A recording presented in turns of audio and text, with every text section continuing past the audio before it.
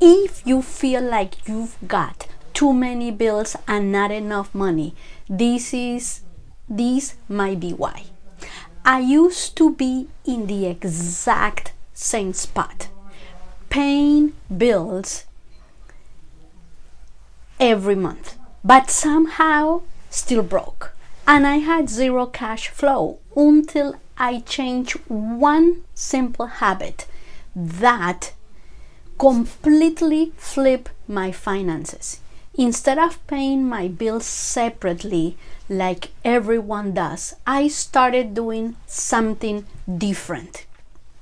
I started sending money to my card before spend it. And I also started paying bills with the card. The expenses, I put it on the card. Throughout the month, I was paying the card. And once I did this, everything changed.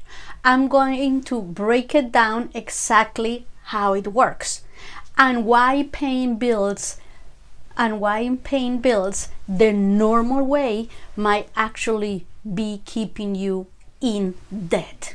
So let's dive in. So let's pretend that your income is $8,359. The expenses are $7,559.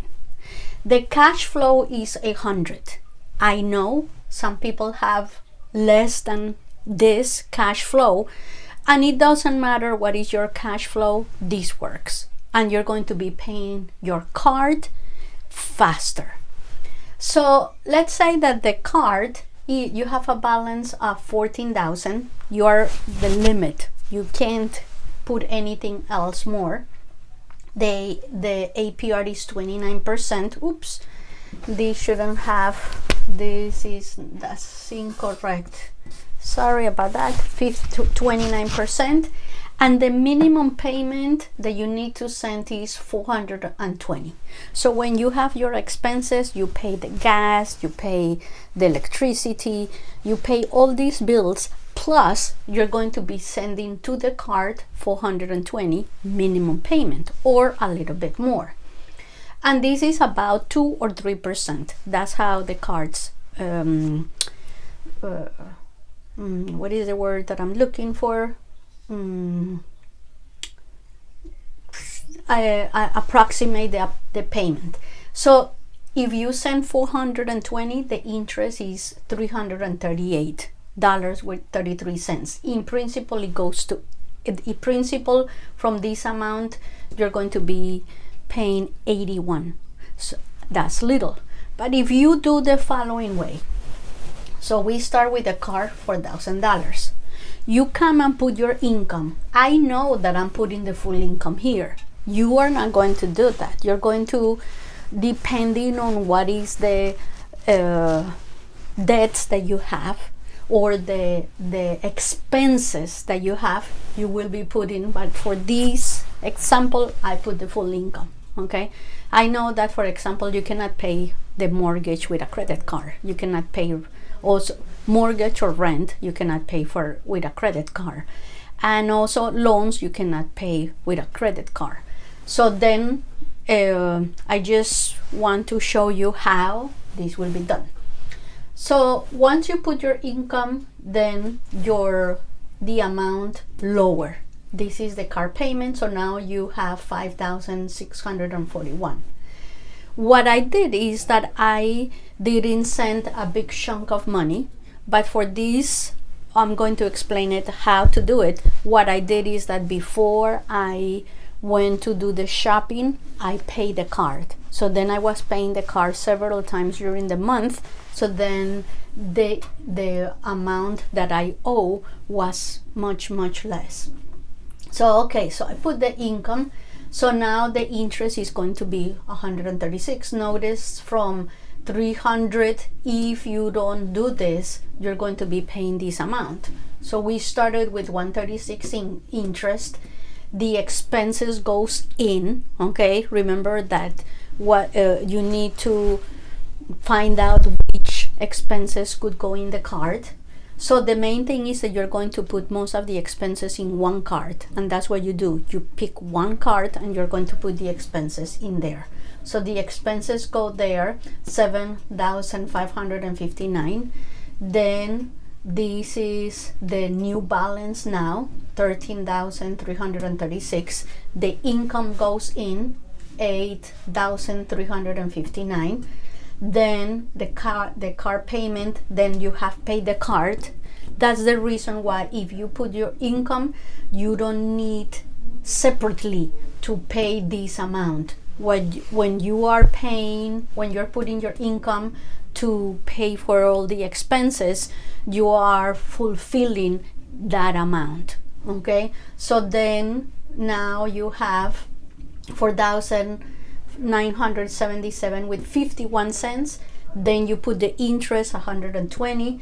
The expenses, notice that you need to put both in, 7,559 expenses. Then the car balance is 12,656 with 97 cents.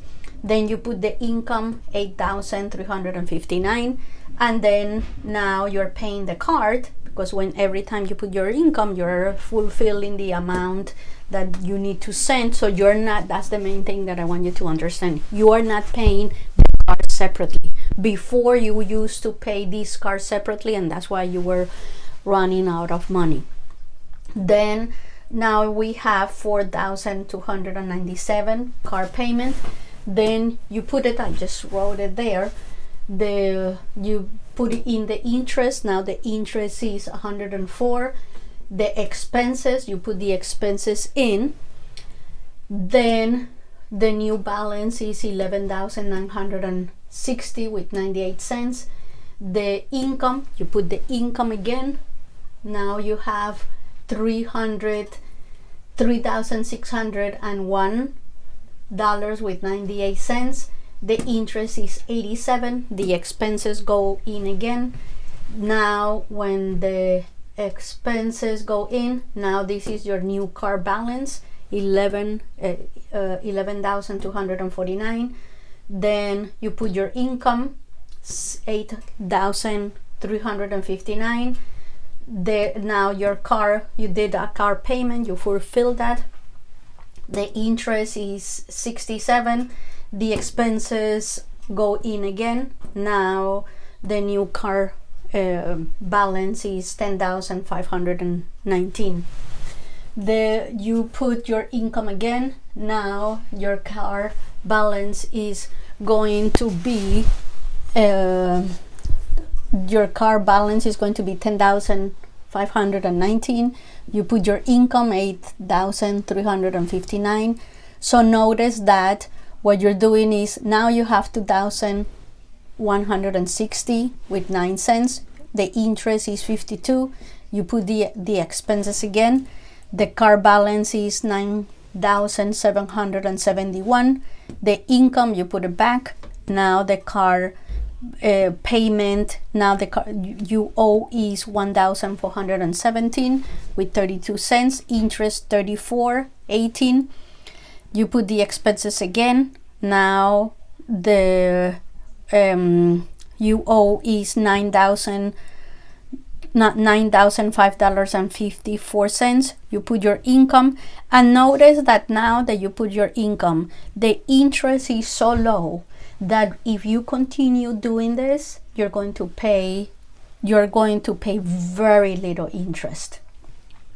Let me see, I wrote that if you pay this, if you follow this, in 18 months, you have paid that amount.